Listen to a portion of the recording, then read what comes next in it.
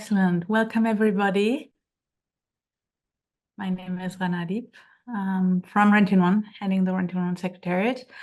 And I'm happy to welcome you here at our workshop on stakeholder engagement and energy planning across all voltage levels, which we are co-organizing with IRENA, Altus, RGI, and ourselves. So we'll give it one more minute for players to join. We'd invited everybody. Don't hesitate to put your camera on. Don't be shy. And drop in the message where you come from, who you are, whatever you want to share with your dear colleagues here in this virtual space. Virtual doesn't mean that we cannot connect, right? We know this. So, Matt, Andrea, I'm waiting for the green light, and I'm good to go. Just a few more just joining, and I think you are good to go. Excellent. So here's the official welcome. Hello, everybody. My name is Ranadip. I'm very happy to welcome you here to the workshop. We're organizing together with IRENA long-term energy scenarios team and the Renewables Grid Initiative to discuss the stakeholder engagement in energy planning across all voltage levels. Welcome from my side. Very excited. We'll have a great 1.5 hour with some keynotes, discussions, and a lot of space for interaction and also for you to share questions and engage. So to kick us off, I'm quickly going to explain you where we come from, why we're organizing this workshop. And for this, I'm going to share my screen.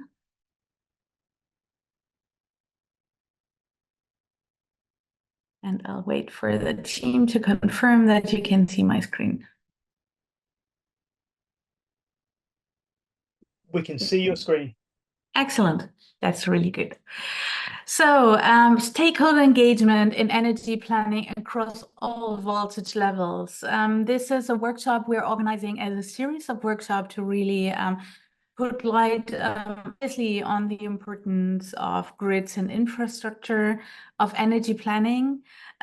Today, we're specifically looking into the importance to have energy planning and coordination across all voltage levels, because it's very clear that from the production to the consumption, we have different voltage levels. We have different types of energy planning, and the big question here is how do we ensure that this is well represented? Another aspect basically to this workshop is also grids are not just a piece of infrastructure, but they are a piece of infrastructure in our environments that need to be funded, planned, and also integrated into our lives and supported by many players and accepted by many players. So there's really also this part of how we bridge basically a very technical piece, I guess, and civil society and the broader society. Yes, I will explain you later the detailed agenda, but quickly start with for the ones of you who don't know us yet, just because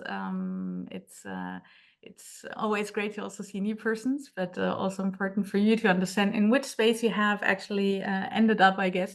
So Rent-in-One is a renewable energy pulse network for the 21st century, Rent-in-One Renewables Now, and we drive actually the shift to renewables now. The particularity of Rent-in-One, or the uniqueness, is really that we're a network operating as a network of networks from players, from science and academia, NGOs, governments, and industry. And this global community is dedicated to renewable energy. So we have 115 members, but also a broader community of 4,000 plus community players, experts who are contributing, engaging in our activities. What we're doing collectively is really to provide decentralized intelligence. So tapping into this network, but also have, through this network, very much like an octopus with decentralized intelligence, a responsiveness to an ever-changing environment. And I think all of us here around the table know that the energy transition 2 years ago was very different from what we see now 5 years ago. So there are all the time emerging trends. We're producing annual publications to inform decision makers, but also shape debates and change the norm. I think the starting point from right on one side in a very systemic approach is the fact that we are unfortunately still burning more fossil fuel than ever. The renewable energy transition is happening. We see this here in the share of renewables, of modern renewables between 2012 and 2022. This record increases again in terms of installed capacities do not allow to address the demand in increase in energy demand, but also are not yet replacing fossil fuel. And this clearly shows us how important it is to adopt not only a renewable deployment side. What is also very clear is that we need to have not only a fuel switch. Basically, when we're thinking about a renewable-based economy in society, it is very clear that there are deep transformations that need to happen to ensure basically that there is political support. I think with COP28 and the 3X target, very clearly we already see that there is a political commitment. Now it's about implementation, market support from all market players, and citizen support. And what is also important, and I think this is really setting a tone also for this workshop, is that it's really important to build bridges outside the renewable energy bubble or the energy bubble, because lots of players are actually stakeholders when we're looking at renewables. Sorry, I'm going to come back quickly here. One thing I would like to mention is in the approach, it is about accelerating, broadening deployment of renewables. It's about reducing the energy demand, so energy saving, energy demand reduction, energy efficiency, and shifting fossil fuels. Obviously, the infrastructure piece is fundamental between the energy supply and the demand side. Now, the PAC project. So this is basically a project which is the PAC project is a Paris Agreement compatible scenarios for energy infrastructure. The consortium is the Climate Action Network Europe, the Renewables Grid Initiative, and the European Environmental Bureau, and REN1. The objective is to develop basically a future energy scenario for Europe, which is compatible with the climate Paris Agreement. So this is one part, but in particular also basically working with civil society organizations. The objective here is to guide European energy infrastructure planning, but also ensure that so the planning, building the infrastructure is necessary for future renewables-based energy system. One aspect to this is this part of the importance of grids, but also the necessity to bring a very technical topic outside of this expert discussion, because this is really important to have an integrated planning, but also ensure the acceptance. It is very clear, and I think we have seen this increasingly. We just had with panelists a discussion before very quickly that today everybody is aware how important power grids are. I think the latest numbers, sorry, if you're not speaking, if you could mute yourself, this would be really great. Thank you so much. 1,500 gigawatts are basically projects in advanced stage are not connected to the grid or not producing because they are not connected to the grid or waiting for permitting. So this already shows like the importance of societal support and regulated frameworks, but also the importance of grids. Power grids play a vital role in integrating a growing amount of renewable energy sources into the system. It is clear that we have increasingly decentralized small and medium scale renewable power plants also, and new demand side devices, so EVs, heat pumps that are connected to the distribution network. So this is where we clearly see there's the transmission network and the distribution network that are necessary. And today we're specifically looking into how to basically drive network planning here in an integrated way. Because there is very clearly a need for an integrated energy and grid planning, also a lot looking at all voltage levels, but it is already challenging basically to have this coordination. And then it's also very clear that we need to include all relevant stakeholders. So civil society involvement is key to achieve the transition to a renewable energy-based system. That's from my side, just a bit to kick us off. And I'm really looking forward to let the experts share their insights. So we'll basically start now with a presentation, 2 lightning talks. One is on setting the scene, what national energy planning means, from Juan José Garcia Mendez. He's program officer at IRENA, Long-Term Energy Scenarios Network. And then from Jan Warners, sorry, Jan, I might have not pronounced this correctly, who is chair of the Scenario Working Program at Netbeheer Netherlands, which is doing the planning on the Netherlands Integrated Infrastructure Outlook 2030 to 2050. We'll then move to a panel discussion, and I'll introduce a panelist at the later stage. So, Juan Jose, do you want to join me here on the panel? And I'll let you my space. Welcome. Thank you very much, Rana. Thank you for the kind introduction. Just let me share my screen, our screen here. Yes, thank you. Now I can see it. Yeah, excellent. Thank you. No, it's again, it's a pleasure to be here at IRENA. We are always excited to engage in these strategic dialogues, or on key topics on energy transition. And well, as Rana kind of framed it, and as all of you might already know, the energy transition is actually a really complex process, and it varies from country to country due to different national circumstances. However, there are common challenges across all countries. For instance, the energy transition requires extensive coordination among stakeholders. That's very clear. And this coordination has to happen at different levels. And also, the energy transition requires negotiations at different levels. From the political perspective, also at the technical level, it requires a lot of negotiation. And of course, the energy transition requires a significant amount of investment to build the necessary infrastructure. And in order to navigate through this complexity, we have found during these years that countries have been acknowledging the relevance of having robust, inclusive, and collaborative planning frameworks in their countries to support them in the policy and also in the decision making. And as also you might be aware, IRENA has a well-established history in supporting countries in energy planning through different mechanisms that I will very briefly mention later in my presentation. But I would like to introduce today's discussion by sharing some insights and lessons learned from the support that IRENA provides to countries on energy planning. Next slide, please. Yes, and let's say that drawing from these different mechanisms of support, what we have found, for instance, let's say in the context of policy and decision making, is that robust and collaborative planning frameworks support in creating, first of all, consensus among stakeholders, and maybe not 100% consensus, because that's a very difficult task to achieve. But inclusive planning frameworks provide mechanisms to bring different stakeholders to the table and start the discussions. So the different perspectives and opinions and interests start to being shared.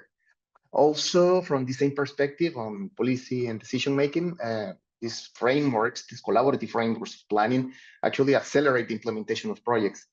What we have also found is that, let's say in the context of attract investment for the energy transition, collaborative energy planning frameworks support in the risk investment decision, as they mitigate many investment risks. For instance, policy or regulatory risk, resource risk, maybe social or environmental risk.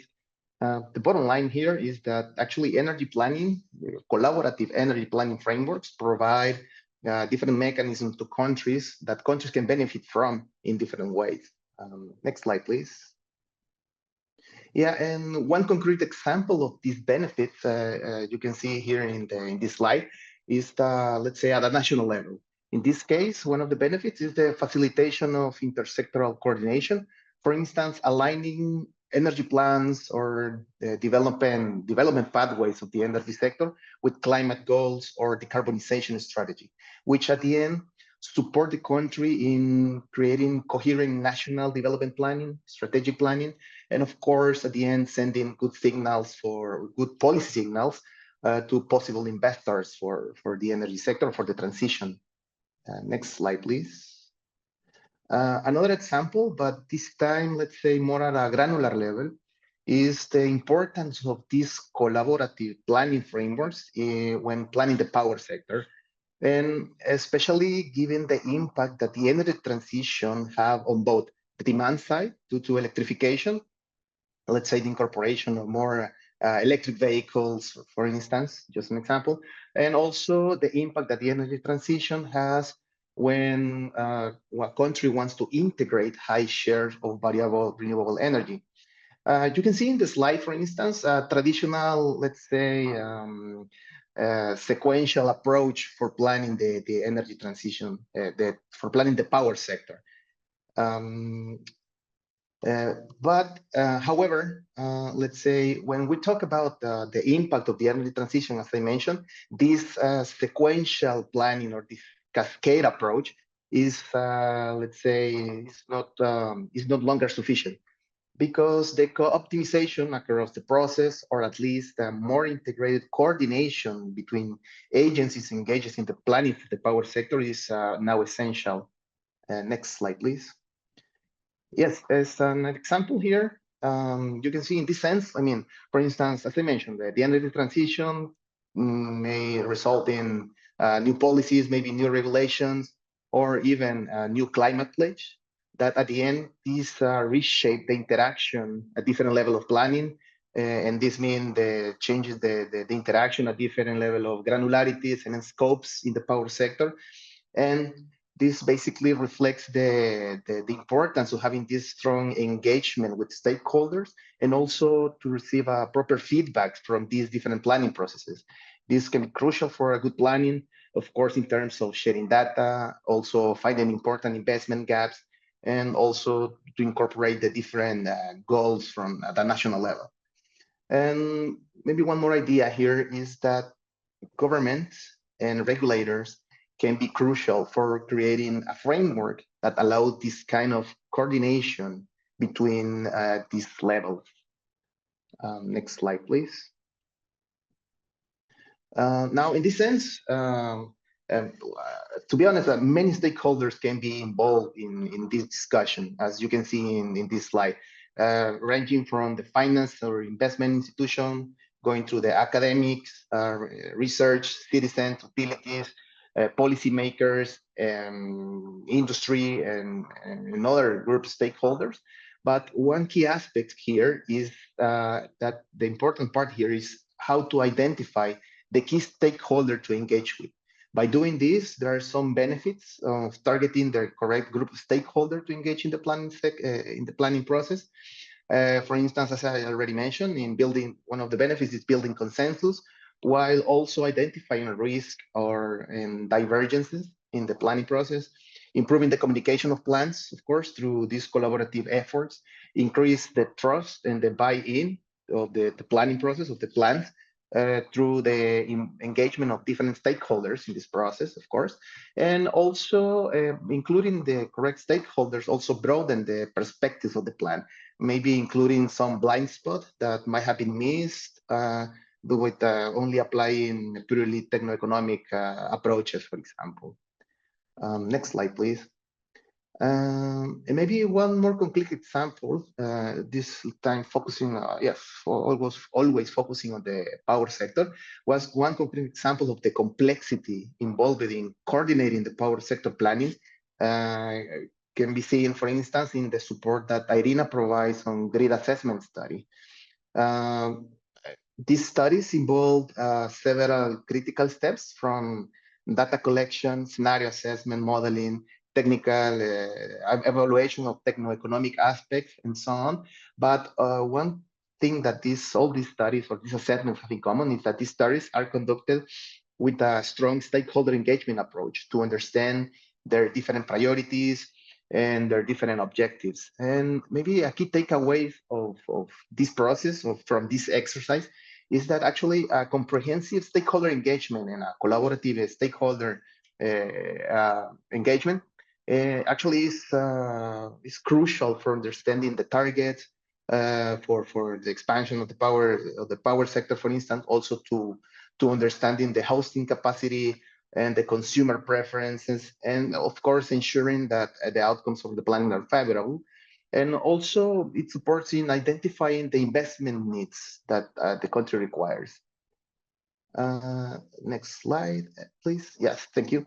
And almost finalizing my intervention here, just wanted to mention some of the areas where IRENA support in energy planning is. So for instance, IRENA has strong support for countries in capacity building aspect, methodologies, and planning models, of course, and peer-to-peer exchange of knowledge through the Global Long-Term Energy Scenario Network. Next slide, please. And also IRENA support covers grid studies, like the grid assessment study that I showed you in the slide before, grid codes and so on, flexibility assessment, and of course, the support through the initiative of the Utilities for Net Zero Alliance. And yeah, thank you. That's my part. Thank you. Thank you so much, Juan Jose. That's really great to give us an overview. And I think what is super interesting is we see indeed that I think you said that how it's great to hear that how comprehensive stakeholder involvement is actually key to make the process better and in the end more effective also. And I think this I directly have questions on, okay, who are the players who are doing the stakeholder involvement, and how do you basically bridge technical work and experts with probably more social science people? But I think we'll have time to discuss it during maybe we can think about some examples. We'll listen to a next presentation first. So it was really great. So as next presentation, we have Jan Warnaars, who is joining us and will share with us the Dutch experience, I think, on integrated scenario planning, right? And also linking the voltage levels. Jan, the floor is yours. Yeah, thank you very much. Good afternoon, everybody. I will share my screen. Yes, I hope it's up for you as well. Perfect. Yeah, we'll talk about the Dutch example. I think what Juan Garcia just talked about is also a good introduction of what we do in the Netherlands, and I will just give an overview of one of the ways in which we do that as grid operators. As grid operators, we are work together in Netbeheer Nederland, which is the association of all DSO's and TSO's in the Netherlands. Where we work together on our future outlooks, but we do that not also with stakeholder engagement in order to validate our scenarios and have scenarios that are usable for us, but also for other parties. And I will just go over that. So my name is Jan Warnaars, and I'm the chair of the scenario work group of Netbeheer Nederland, in which we make these scenarios. And that's a starting point. Then we also look at infrastructure outlooks, and also in the bigger picture, we look at those things. So this is one study is the Integrated Infrastructure Outlook 2030-2050. It is an energy system study where we look towards the further future, towards 2050, to see how we can achieve climate neutral Netherlands in 2050.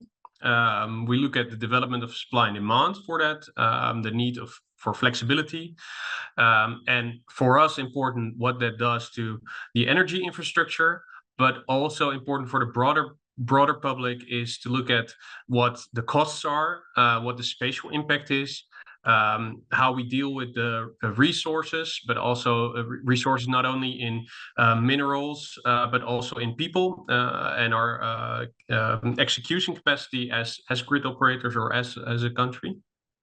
So it's a very extensive study. We try to look at the integral energy system. So we try to balance the parts of the energy system well in order to get to that climate neutral 2050. We do that not only as grid operators together, but also with governmental bodies, knowledge institutes, trade organizations, and market parties in order to get to a aligned view on 2050 and how we can achieve climate neutrality.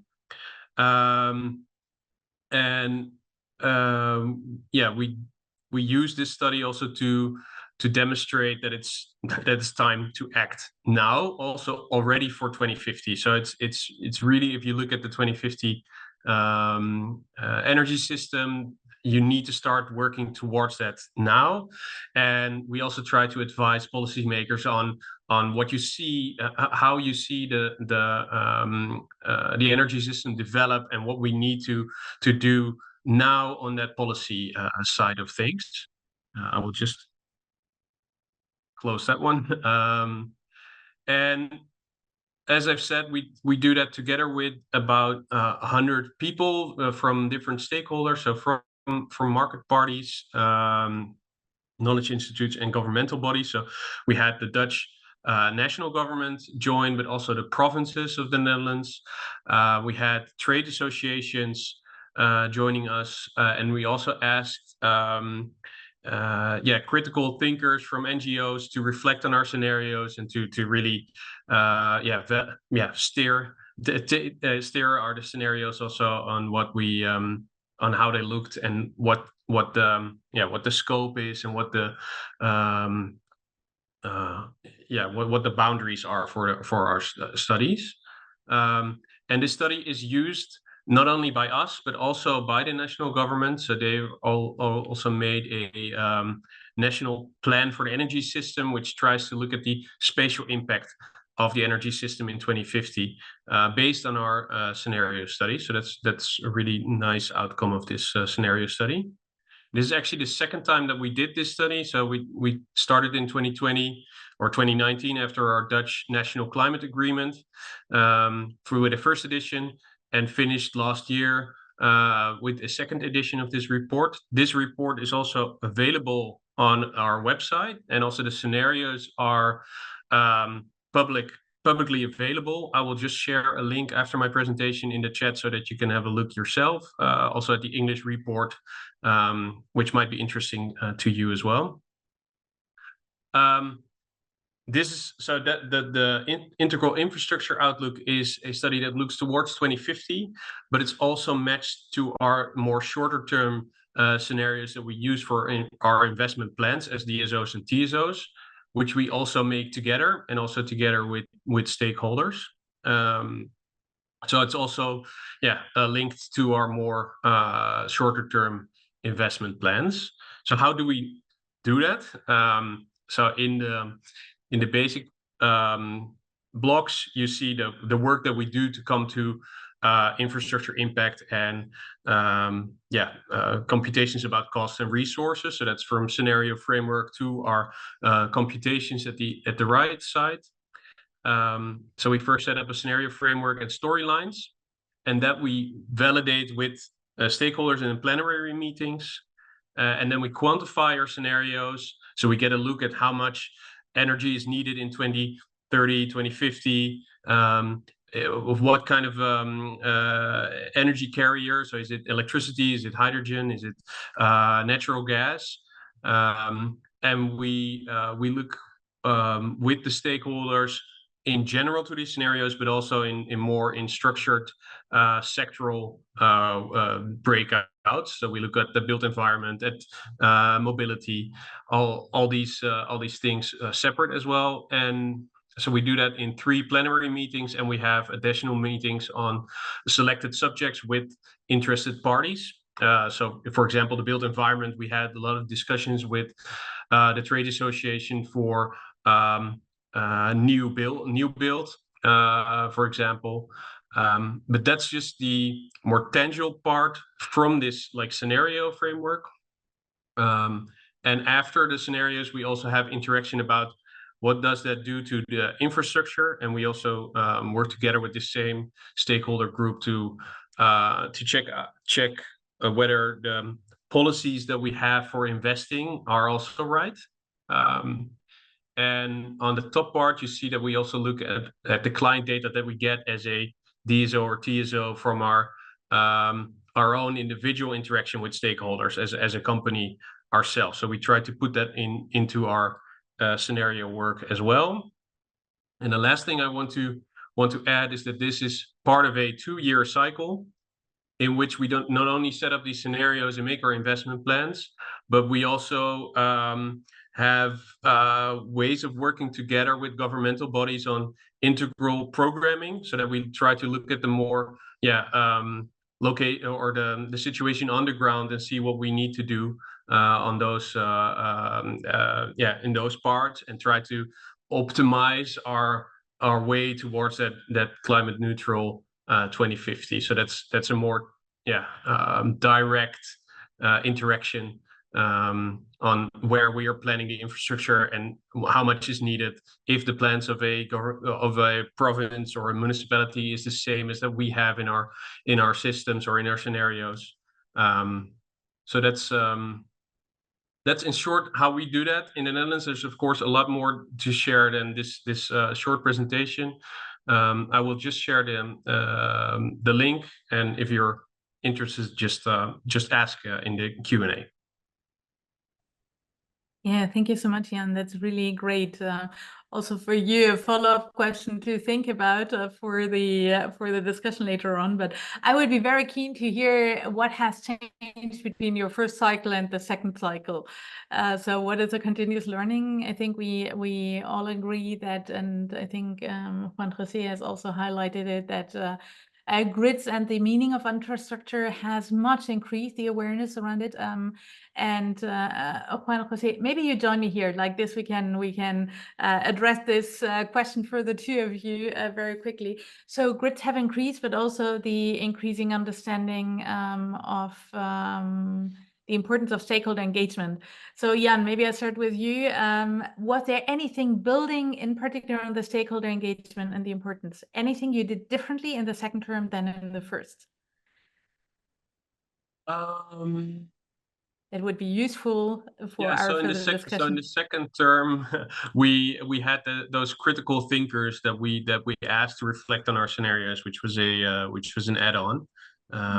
And now we're actually in the third phase or the third iteration of this work, and we're also now having a combined program, not only the long-term scenario part and the short term, but we combine it as a whole thing, because it's just much easier to talk about with stakeholders than just short term and long term. So we try to combine it now. So that's also great. Thank you. Juan José, a question for you. You have worked, you see, from IRENA side, you do not only work with one government, but a comparison awareness has changed. How do the processes also change and reflect this?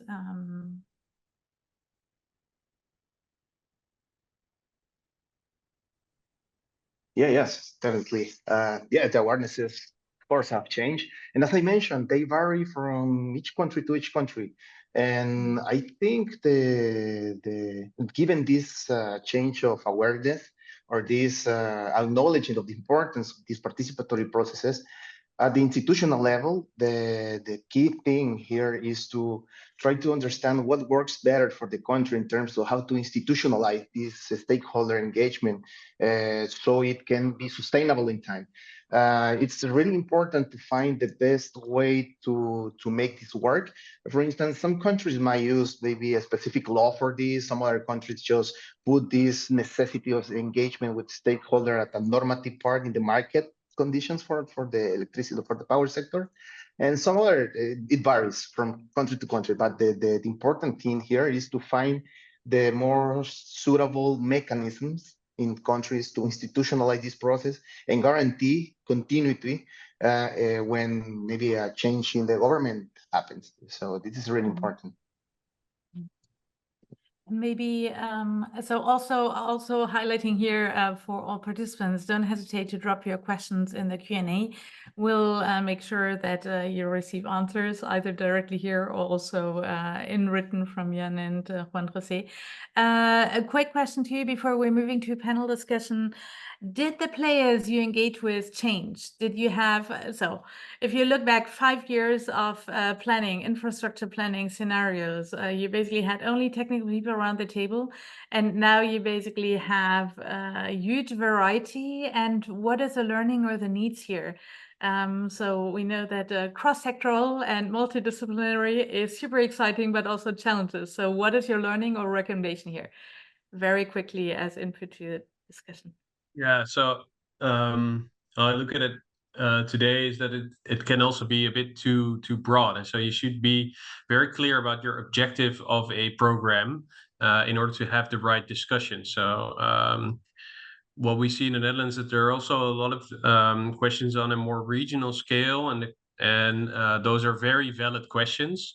But we, as grid operators, we need to come up with what is exactly the place where we discuss those things. So it should be really clear on where you discuss these issues. Okay, that's clear. Yeah, maybe from my perspective, just to answer that same question, I think it's important also to map out or to have an understanding of the roles that the different players have in the whole chain. For instance, a few years ago, before the technology of solar PV or rooftop PV were cheaper or anything, I mean, the final consumer didn't have much role.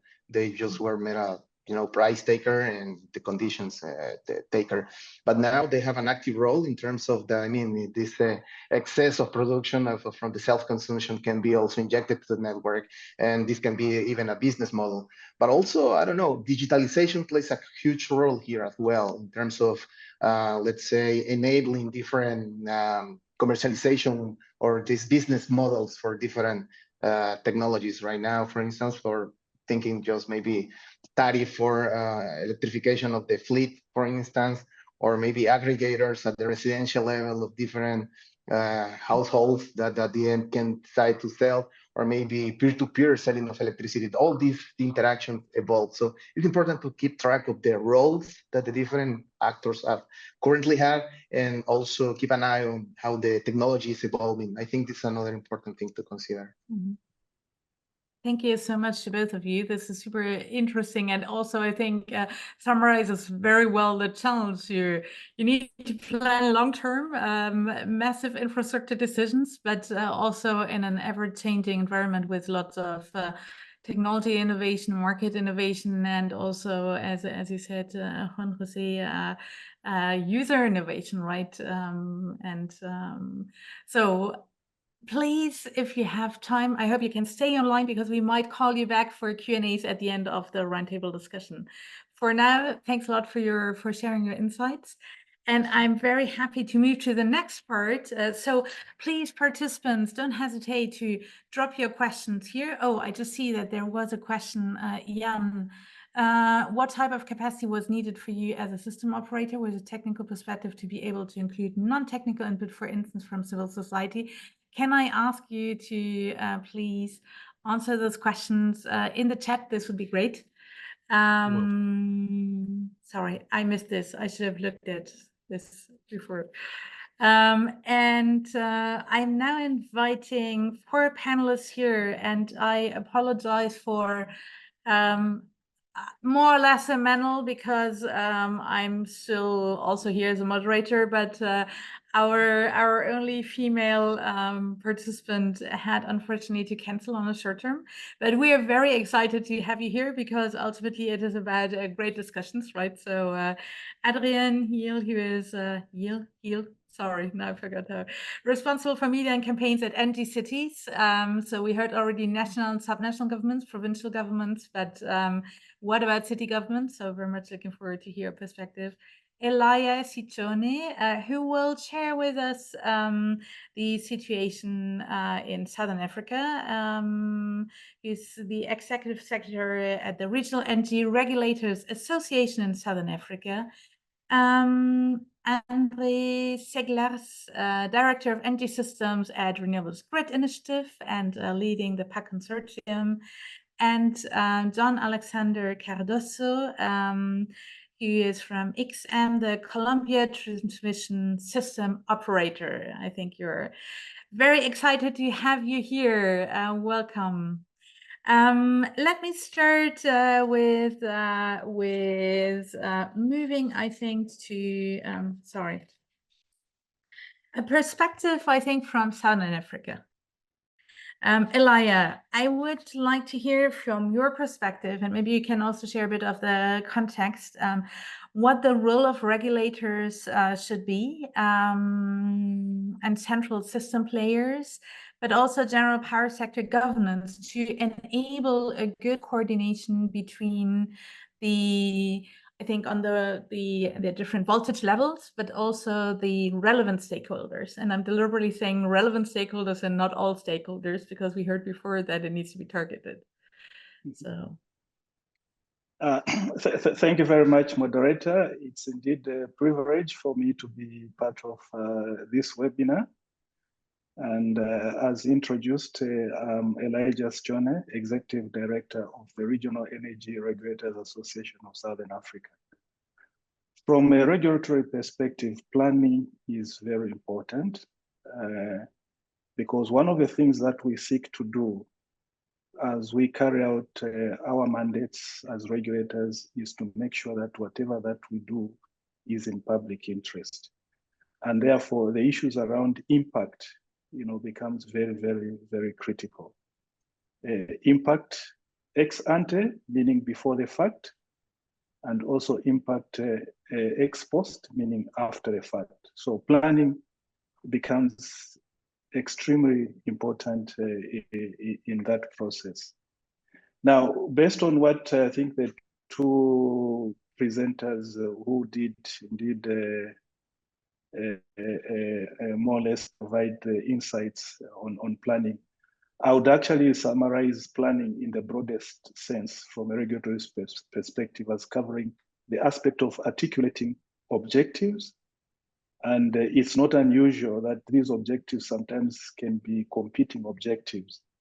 And I think this is also where you have other processes such as a multi-criteria decision analysis, because some objectives may be competing against each other. For instance, you want to have cost-reflective tariffs, and at the same time, you want to have affordable tariffs.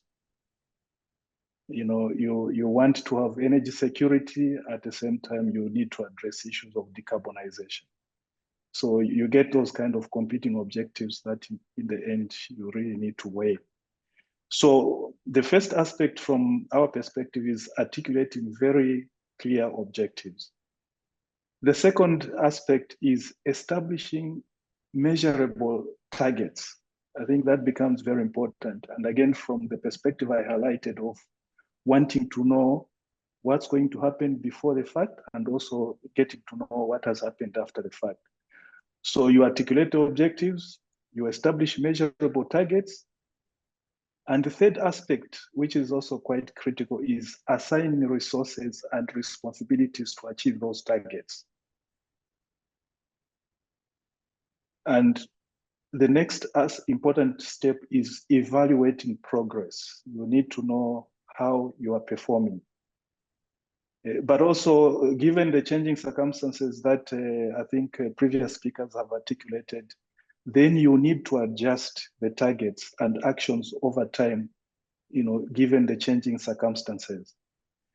And I think in doing these five broadest steps that I've highlighted from a regulatory perspective in terms of planning, one cannot overemphasize the important role of data, analysis, and modeling. And this is also where we see a lot of challenges within the region in terms of availability of data, capacity as well, in terms of being able to analyze the data, but also the modeling aspect, I think, which I know that IRENA has been championing, for quite some time. Then lastly, the thing that I need to also emphasize is the importance of having an entity that is responsible for planning, an entity that is well capacitated, an entity that can actually try and ensure that these iterative processes, the 5 that I had highlighted, are basically taken on board. So from the regional perspective of Southern Africa, some time back, we actually did a piece of work with IRENA in terms of documenting or writing or guiding on integrated resource plans. And quite a number of the member states within the Southern African region have actually done the integrated resource plans. So that piece of work from IRENA does or has been informing the way we approach integrated resource plans. But also even at the regional level, Southern Africa, we've also got what we call the Southern African Power Pool Plan. In short, we call it the Pool Plan. This has been done by the Southern African Power Pool. And again, we went through the broad steps as highlighted by the 2 speakers, generally. But what we seek to do is basically to now develop a comprehensive regional framework, that we should be able to follow in terms of planning at a regional level, but also at a national level. The way we do planning at the moment is that our regional plan is more informed by the national plan. Lastly, let me just a minute talk about the stakeholder. Stakeholder involvement, yes, is very critical. And I think the role players, I need not repeat, but what I would just want to really point out is the issue is when you are consulting the stakeholders, what are you really looking at? And generally, there are just about 4 ladders in terms of stakeholder consultations. One of them from a regulatory perspective is that do you want it to be informational? Do you want it to be consultation? Do you want it to be partnership? Or do you want it to be empowerment? So again, how you move along that ladder becomes very important from an advisory role to an empowerment levels. And I think, again, the practices in the region is at different levels. But one of the countries that stands out in terms of regional planning or national planning is the Republic of South Africa. I submit. Thank you. Thank you so much, Elia. I think and thanks a lot for sharing these realities. And I'm pretty sure that these are realities we face in many regions, you see, like on the data capacities, but also I think very interestingly, the competing objectives. And then probably, and I see a question in the chat to this also, when you have like the different perspectives, who decides and how do you also, because it's not only competing objectives, but also competing perspectives, I guess. So maybe I move to you, John, directly. You see, from one region to another, Colombia, but you will not only bring in the reality of Colombia, but also the reality in particular, I think, from the DSO level. So if you could share this here and specifically your view on what you need from the TSOs and what the TSOs need from you as DSO and how to basically really foster a stronger integration. Okay, Rana, first of all, thank you for the invitation. Yeah, I really agree with many points of Elijah. Of course, we have many challenges here.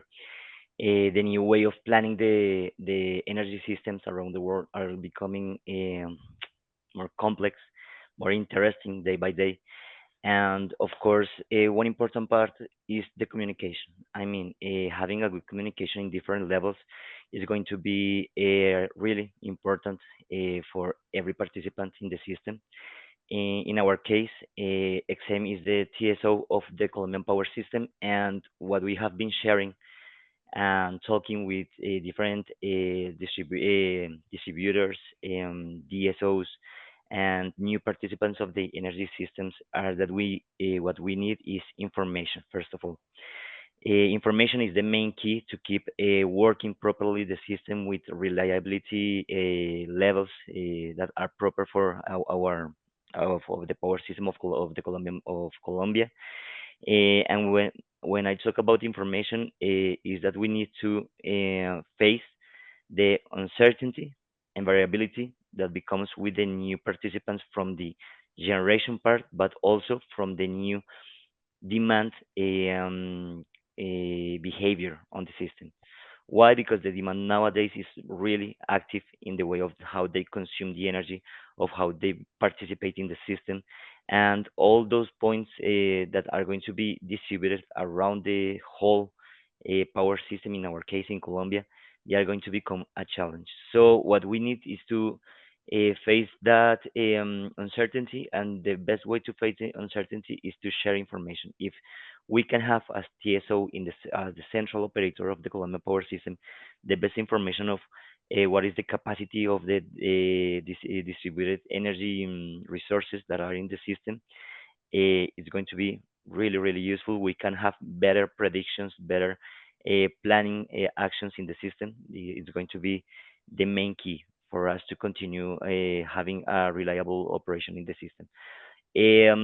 But also, it's going to be useful for the security, not only the having facing the day-by-day issues that we have to having a continuous operation, but also when we face, for example, a disruption on the system is going to react in a different way if you have new participants distributed, sharing energy around the system, bringing some support to the system, but also becoming with new challenges to face. For example, we need to talk about how these inversors-based energy systems will become with new challenges. For example, about inertia, short circuit rates in the system, different concepts that before we didn't thought that we didn't think that they were going to be that hard to to face in the system.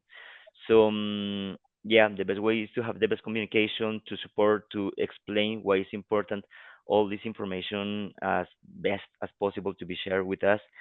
And what we have been doing here is that the energy planning department that we have here in Colombia, as Elijah said, it has a really important role for us to to create those spaces to share this information, to have talks with the different distributors, with the different DSOs, so they can also give us their questions. They also have questions about if we can have the right support to their operations in case of any lack of resources, in case of any disruption in their own system, how the TSO can support the reliability of their systems. So yeah, this energy planning department is going to be is having a really important role for us. And fortunately, I think that we are taking the proper actions on time, but we also have to face that the changes that are becoming with this energy transition are really fast. We have really, really fast um, new actors that appear in our system, new behaviors on the demand. So we have been taking good actions, but day by day they are coming new challenges to face in the system. Mhm. Thank you so much. And maybe John, a quick follow-up question on this, because I think it's this is one of the tension points indeed. Like lots of changes, innovation. You spoke specifically about new actors and new developments on the behavior and the demand side. What Yeah. are the newest actors coming in, which you did not expect to come in? And what are the main changes you're facing in Colombia just before moving to Europe, which is probably another situation? Yeah. Okay, maybe I will talk about two actors. First, the first actor is the electrification of many sectors, of many economic sectors in the system, such as the transport and many industries that are changing the way to consume energy from the many, I don't know, thermal to electrical resources, right? This is going to be a change because the demand curves that we were used to support, they have really more dynamic behavior in the system day by day. So it's going to be harder to predict, to prepare the system, to prepare the dispatch of the system if we don't know how this demand is changing. This part is really important because we understand that this is one of the main actions that we have to face in order to achieve the decarbonization of the energy systems around the world. But they also become with predictions and the in real time operation decisions that we have to face in a really hard way. Well, in an interesting way, I think. And the other thing is that maybe we are having energy communities demand the normal person, normal families, even small communities can start having their own energy projects that they also become with changes in the normal consumption that we have. I mean, we understand that the industry, the transport can have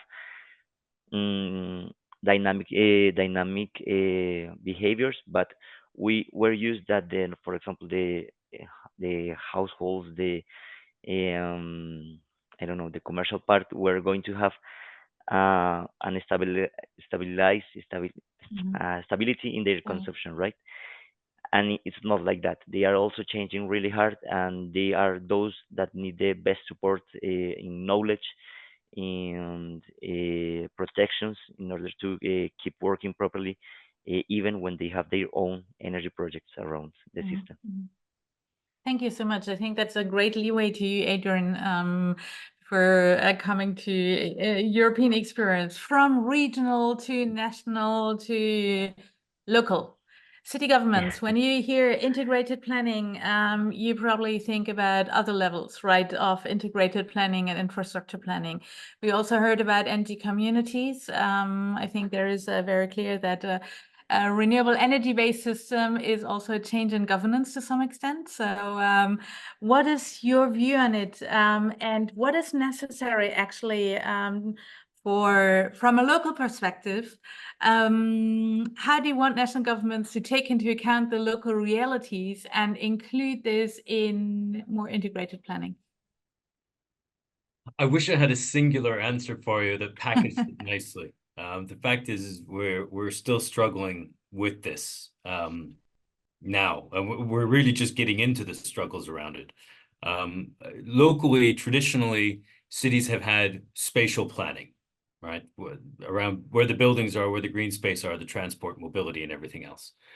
We haven't had a big role to play in power or heat planning. That was left to the DSOs to handle for good reason. What we see now, however, in Europe especially, because I should say Energy Cities is a membership of 1,000 cities across Europe, many of them quite small, engaged in the energy transition.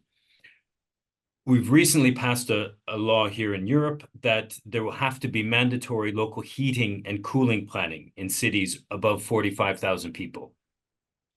Some cities in the Netherlands, in Germany, and Denmark already have experience with this. Most cities do not. So our first challenge is incorporating the heat planning into the spatial planning of the city, right?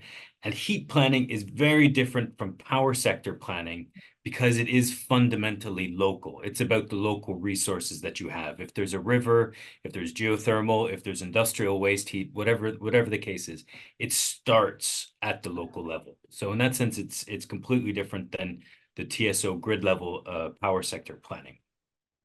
So our first challenge is incorporating those two. But what we're seeing is that heat planning has to take into account the power sector planning. Because if we're going to change all of these houses off of gas boilers, it's going to be to something, right? And there are physical constraints there about what can and cannot be done. So when the city of Rotterdam a couple of years ago was developing their heat plan, they looked at, can we put everyone in the city center on heat pumps and decarbonize our heating that way?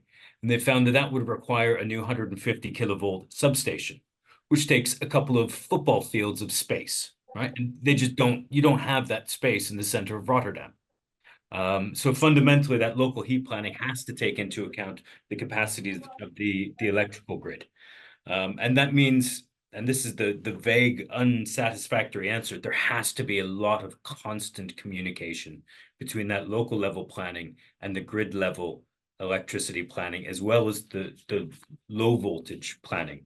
Because I asked Stefan Brandtlig, who's a board member, about this. Now, he's the former deputy mayor of Delft, where he led the local heat planning, and he's also the independent coordinator for the low voltage grid congestion action plan in the Netherlands. And his answer was really simply that we don't yet know how to coordinate these plans on a systemic level. We know how to do it on a case-by-case basis where we're asking, but as these efforts ramp up, we need to become much more systemic about the coordination between the TSO power and the local heat.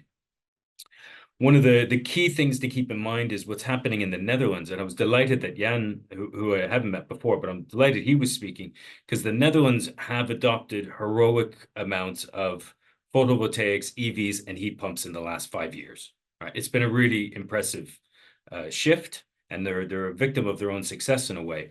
But what they're experiencing now is what we expect a lot of European cities and countries to be dealing with in the next few years. It's going to come everywhere. It's just that the Netherlands have been faster than most countries. So to give you an idea of what cities are dealing with, if you look at the average city of 50,000 people, say, that's probably about 22,000 gas boilers that they're trying to come up with a plan to replace. So there's a few ways you can do that. One is you can put in 22,000 heat pumps. And to do that, you need to have, obviously, coordination with the local grid DSO and with the TSO to figure out if that's possible.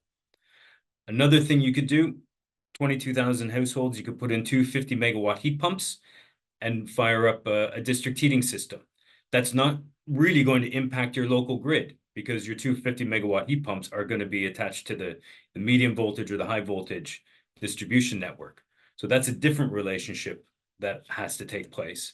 And then there's a third scenario where the city is planning to put in district heating, but they're looking at geothermal and industrial waste heat and that sort of thing, where the electricity consumption, it's going to increase, but it's not going to substantially increase. It's not a game changer.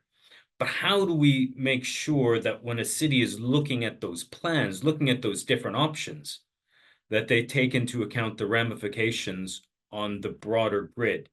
Because I'm assuming, I don't work for a TSO, but I'm assuming for a TSO, there's a clear incentive that if a city can tap into local geothermal or industrial heat and avoid the need for substantial upgrades, that brings a lot of co-benefits.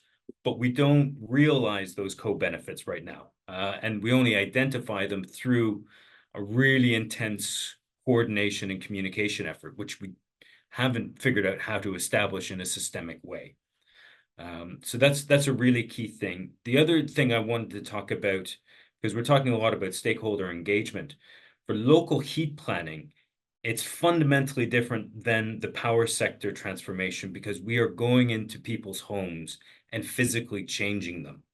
And there are a lot of concerns from homeowners about price. Obviously, that's a fairly universal one. Am I going to be cold in winter? Is this a proven technology? I heard from my uncle that this doesn't work and that we should all be heating our homes with hydrogen, what have you. One thing we've really, really clearly learned, and I heard this from cities in Baden-Württemberg who have been doing this for the last 3 years, communication with the citizens, and but like in an incredibly professional and strategic manner to address those concerns and ensuring that we reach all of the people in the city, right? Not just the people who have the free time to get engaged with local politics, because that's not a lot of people. Having that as one of the key priorities in your heating plan and foreseeing that there is a comms agency that's appointed to do it, that there are graphics drawn up, there's a media plan. All of these things need to be incorporated in the core costs of your local heating and cooling plan. because it is absolutely fundamental. And if you don't do it, your life becomes much, much, much more difficult. So yeah, I'm not sure if that answers your question, Rena, because I don't have a clear answer, but it's really, really clear that there has to be a lot of communication between the two, because the impacts of one on the other are substantial, and they're not going to go away. No, I think it's Adrian. I think maybe not a linear one question, one answer, but I think lots of feedback that showed the complexity also we're dealing with, and we heard about the competing objectives, for instance. But here we can also see like we need to broaden it to competing benefits, I guess, of choices. I think my great situation is that I can now turn to Andre and say, like, Andre, what is your answer to all these questions? Integrated planning for complex situations. Yeah, hello, good afternoon. Thank you, Rana, for the invitation and for this specific question. I also don't have a single answer to all of these challenges, but some thoughts that came to my mind while listening to other speakers and thinking about some experiences from Europe is that the regulation or the policy that Adrian was referring to about development of local plans. It's I would say that in the European context, it's even broader, because there's much more different regulatory files and policy files that are referring to the integrated planning, that are also referring at the same time to the pan-European system planning that is called 10 Years Network Development Plan, and that uses the scenarios that should also be a base for all these specific exercises related to the planning. It can work one way or another. So sometimes it's written in the regulation, the policies, that these scenarios should contribute or should be a base to other planning exercises. But at the same time, there are some policies that actually regulate how the data should be collected, how the data shall be used, how the different levels should be coordinated in order to fit into these scenarios and the modeling exercises. So again, this shows the complexity of the entire process. In many cases, I would say that the regulation is either new or it's still evolving. So it's very dynamic and iterative. But on the other hand, I think that what is positive is what Elijah was referring to the need of having an entity responsible for that. And I think that also Juan was mentioning about the institutionalization of the process.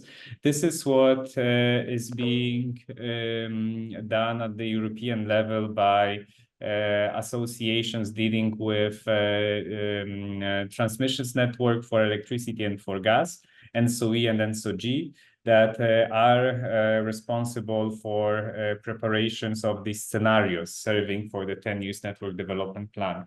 And also it's a relatively new development that there would be another entity being involved into this process. That is called EU DSO entity, that actually brings together distribution system operators across Europe that then are responsible for development of these plans. So as for now, it was done, the data, there was definitely less coordination. The data was streamlined mostly from national countries to those entities responsible for running the scenarios, for running the modeling. And now, although on growing complexity, the coordination will also increase. What would also improve the quality of the entire planning process. Actually, that's the hope, that's the assumption. And maybe when it comes also to bringing this stakeholder engagement aspect into the entire discussion, this is also something that has been institutionalized at the European level, at least in the context of the TYNDP scenarios.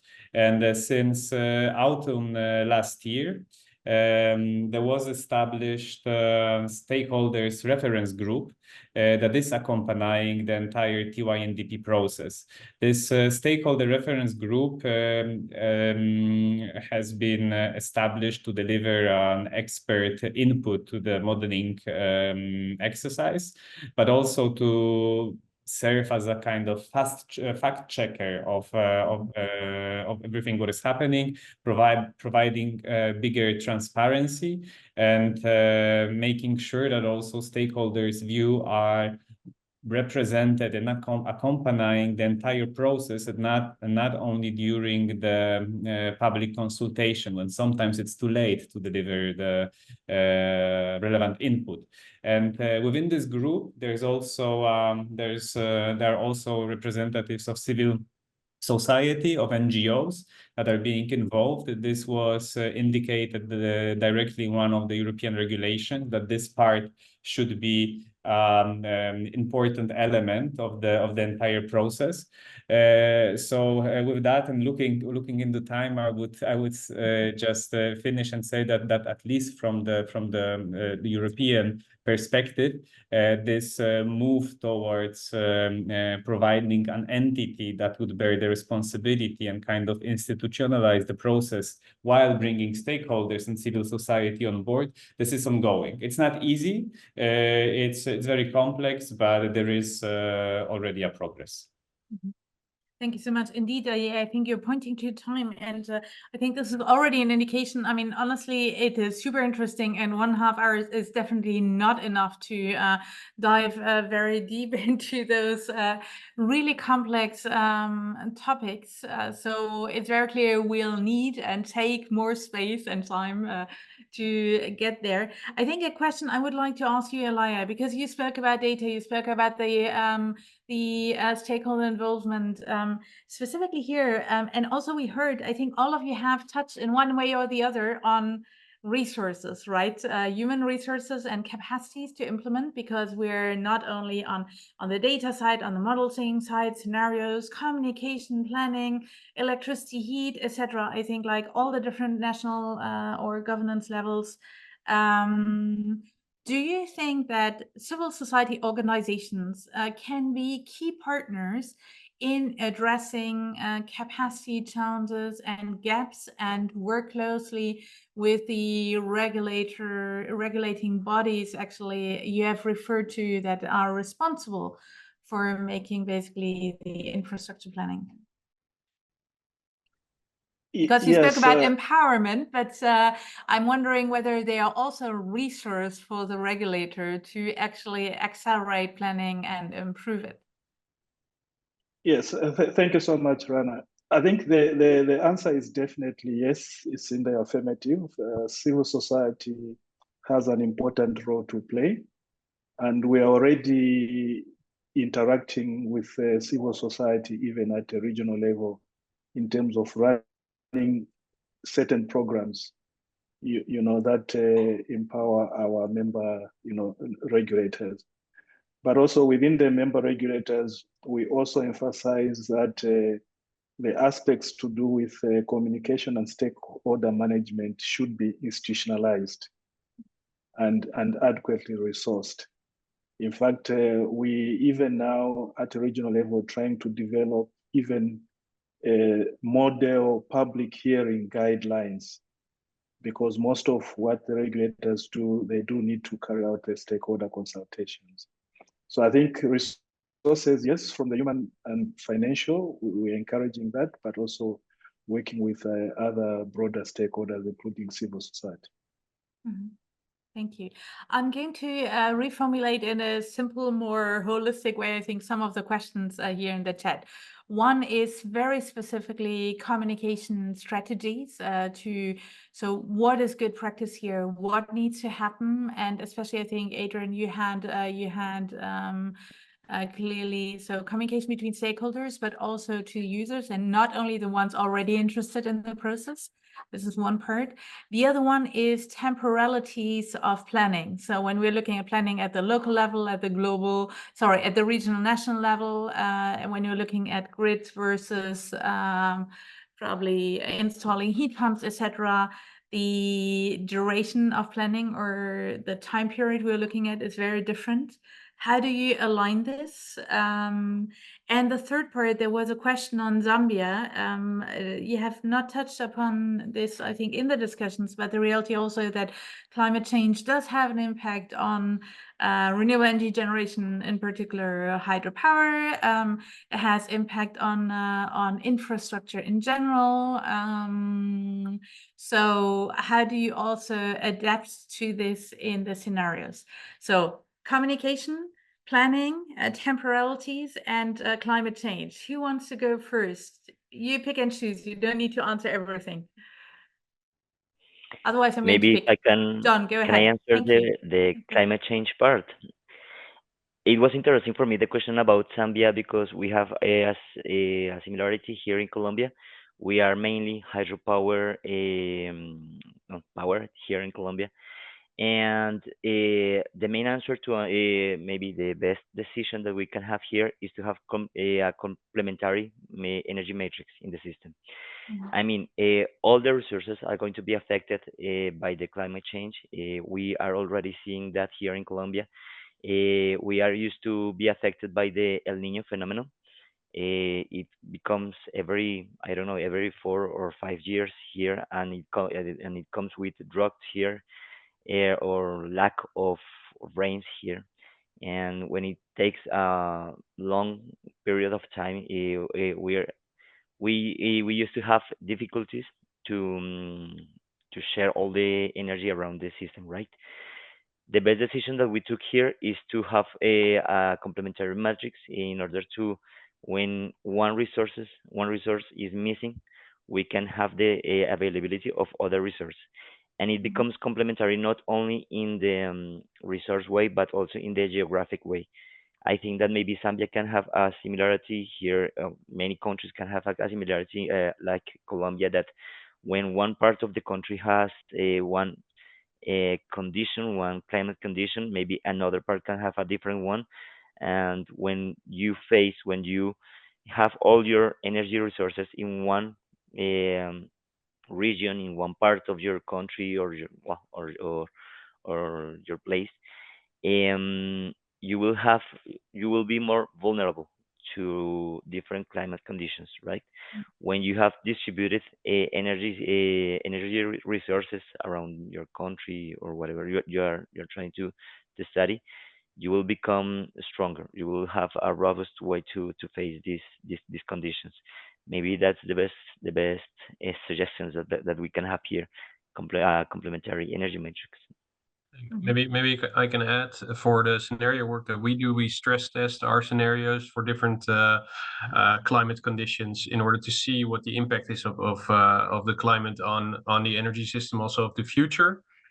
But we also indicate that this is a risk. So there's a lot of uncertainties in how the climate is evolving. So it's also a risk where we like to do different studies on really zooming in on this risk in particular, to see how the energy system needs to react to the climate change risk itself. Thank you so much, Jan. And welcome, Jan and Juan Jose. That's perfect that you came into this room. So maybe there is adding another one, because you spoke about the energy metrics, John. I think it's we have the energy metrics here. It's like power versus energy, and how fossil fuel is still very present. So in many Latin American countries, 100% renewable electricity, but still high dependence on the fossil fuel metrics. But we had communication as another topic. Would somebody like to and then the temporalities of energy planning, and I will add like a sectoral, cross-sectoral energy planning. I can say something about that in terms of Munich's experience. So Munich has a very ambitious energy transition plan around heat, around buildings, around biodiversity. And what they've done is they've divided their city into 62 different sections that they tackle bit by bit. And so as part of the heat planning, they look at the individual building energy consumption and thereby also identify the buildings that have to be renovated. So like I said previously, this is a very personal, sort of invasive type of planning. So they will go to that neighborhood and host a series of events and questions, and it has to be much more than just an explanatory approach. They have to listen and take those concerns on board and be seen to react to those concerns. So your consultation process can take 12 or 18 months, but it happens where the change will happen. It's a hyper-local approach because every local plan will be different. The end goal is the same, but how you change the spatial planning to take into account, especially, we don't talk about it a lot, but blue infrastructure to deal with the flooding risk in a lot of cities is taking up a lot of space. And that means taking away car parking, honestly. And that's a really contentious thing to do. It's really hard to take for a local leader to take away car parking, even if you're saying we're trying to reduce your risk of flooding, we're trying to decarbonize your building, and we want it to get renovated, and we're going to help you with that. It's really, really difficult to do. So you try and tackle that, you try and mitigate that challenge by going very, very local. So you're dealing with really specific things. And in those specific things, you have to be quite certain about what it is you're talking about. You have to be really, really well briefed. Because I think when you go to the big picture stuff of where we're going to be in 2030 and 2040 and 2050, you have to be really, really humble. It's the opposite. There's a lot we don't know. There's so many variables. We're doing our best to anticipate what we can.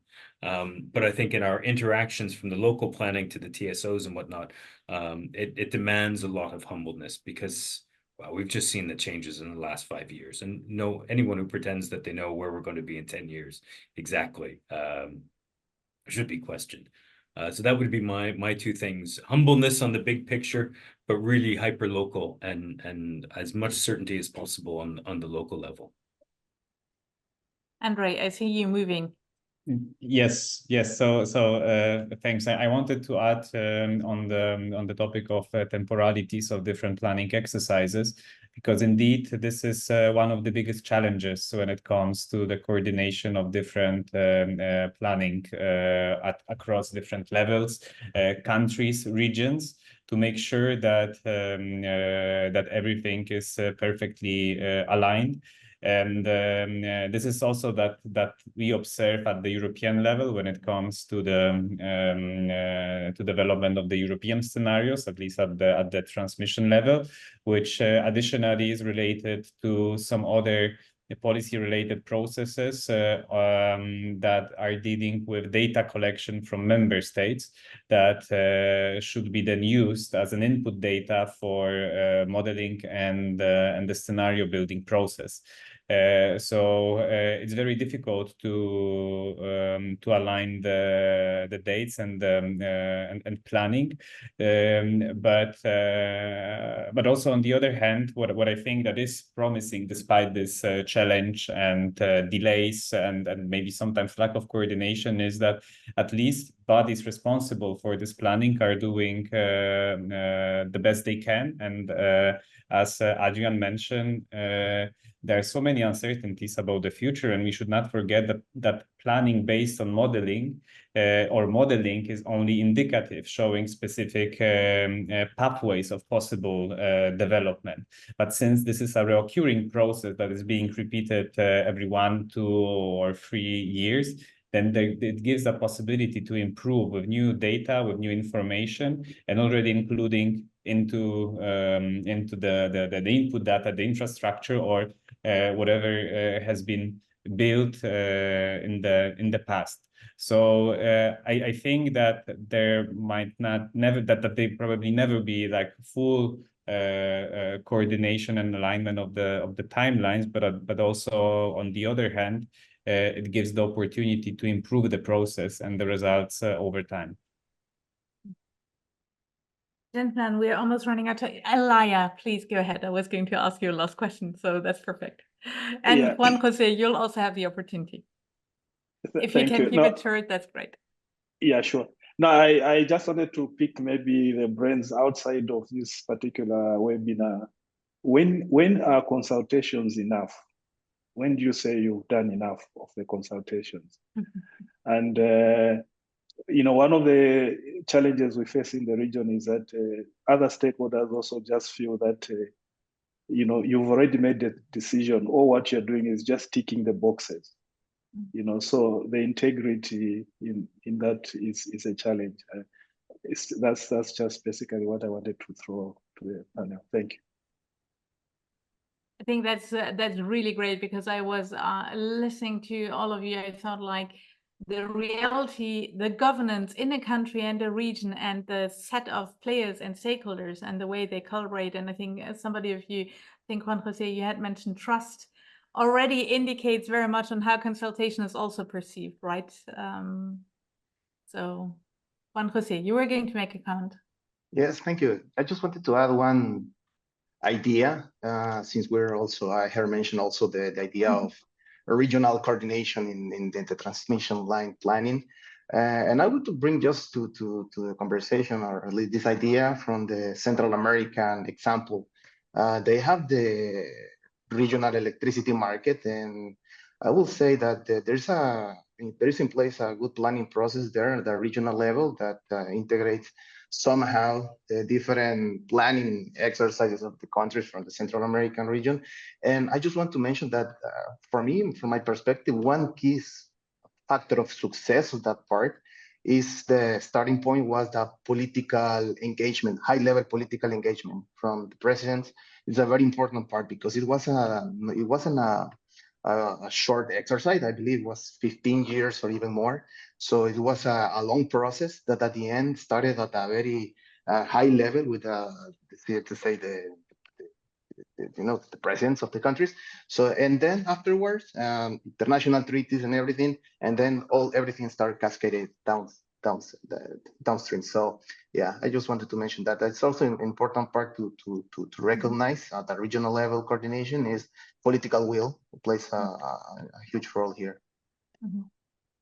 And probably, I mean, not only at the global part, I think the reality is also, and I mean, I imagine some policymakers listening to actually, whoever here knows what's going to happen in 10 years is probably nobody of us really knows, but that's something that is not always very reassuring for policymakers. But I think this is exactly where we need leadership and political will and vision to really mobilize and say, like, this is happening, it needs to happen, it creates opportunities. And even though integrated planning, communication, cross-sectoral, different temporalities, etc., seems extremely complex, we have the capacities to all work together and make it happen. So I am very sorry that we're running out of time. I definitely think we need to create something like a running dialogue on this topic, or a dedicated 2 days event